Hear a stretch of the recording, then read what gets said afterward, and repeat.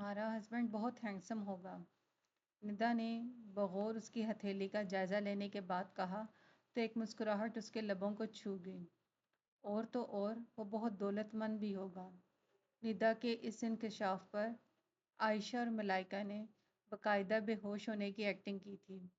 وہ انہیں خاطر ملائے بغیر ندا کو دیکھنے میں مصروف تھی، جو بڑی سنجیدگی سے اس کی ہتھیلی کو گھور رہی تھی۔ ندا، یہ دیکھو کہ اس کی شادی کب ہے؟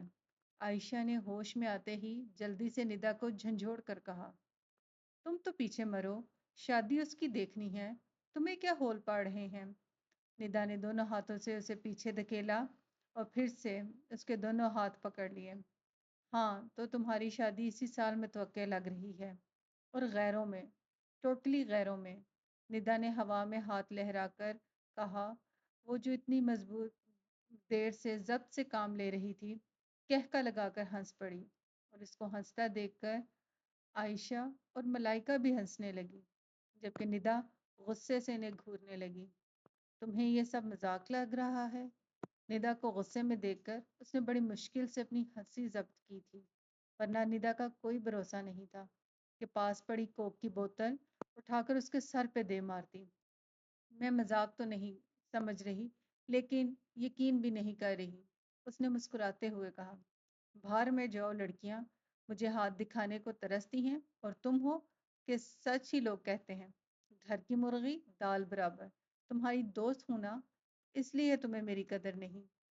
کیا زمانہ آ گیا ہے، ندا نے افسردہ لہجے میں کہتے ہوئے باقاعدہ ایک ٹھنڈی سانس بھری تو مقدس بے اختیار مسکرا دی۔ یار میں تو مذاق کر رہی تھی، ہاں تو تم میرے مستقبل کے بارے میں کچھ بتا رہی تھی، اس نے اپنے چہرے پر سنجیدگی طاری کرتے ہوئے کہا، لیکن ندا نے کوئی توجہ نہ دی۔ اے ندا، زیادہ بھاؤ نہ کھاؤ، ورنہ میری جوتی کب سے تمہارے سر سے ملاقات کرنے کے لیے بے قرار ہو رہی ہے۔ ملائکہ کے جارحانہ انداز پر ندا نے جلدی سے مقدس کا ہاتھ پکڑ لیا۔ تمہاری لو میرج ہوگی کیا؟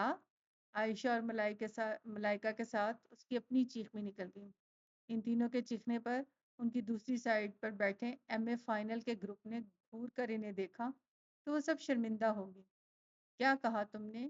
مقدس آواز نیچی کر کے غرائی تو ندا گھبرا گئی۔ پہلے تو ان تینوں کے چیخنے سے ڈر گئی تھی۔ میں نے کہا کہ تمہاری شادی ارینج نہیں ہوگی، پہلے تمہارے وہ تمہیں پسند کریں گے۔ ندا نے وہ پر زور دے کر کہا تو عائشہ اور ملائکہ نے کورس میں اوکے آوازیں نکالنے شروع کر دی۔ واہ بھائی، مقدس یو آر سو لکی۔ عائشہ نے رشک بھری نظروں سے اسے دیکھا تو اس نے پاس پڑی کتاب اس کے سر پر دے ماری۔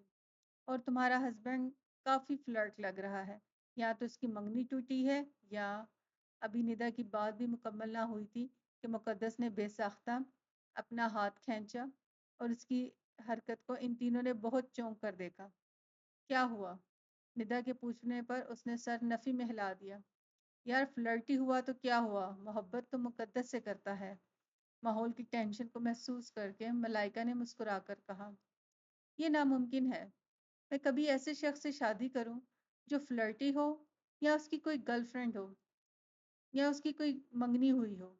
مقدس نے غصے سے کہا، تینوں کا چہرہ دیکھنے لگی۔ بے شک ہینڈسم ہو، دولت مند ہو، یا جو بھی ہو، اس خوبصورتی اور دولت کا کیا فائدہ جس کا کردار ہی اچھا نہ ہو۔ مقدس کی بات پر تو عائشہ نے بغور اس کا خوبصورت چہرہ دیکھا اور غصے میں تو اور خوبصورت ہو جاتا تھا۔ مقدس، ذہن کو تنگ رکھنا ٹھیک نہیں۔ آج کل کے دور میں کون لڑکا ہے جو لڑکیوں سے باتیں نہ کرتا ہو، اور اگر اس کی منگنی ٹوٹ گئی ہے تو اس میں کیا اس کا قصور ہو سکتا ہے؟ قسمت میں ایسا ہوا ہو، اور اگر تم سے کوئی محبت کرتا ہے تو یہ تو تمہاری خوش قسمتی ہے، ورنہ آج کل کون کس سے محبت کرتا ہے؟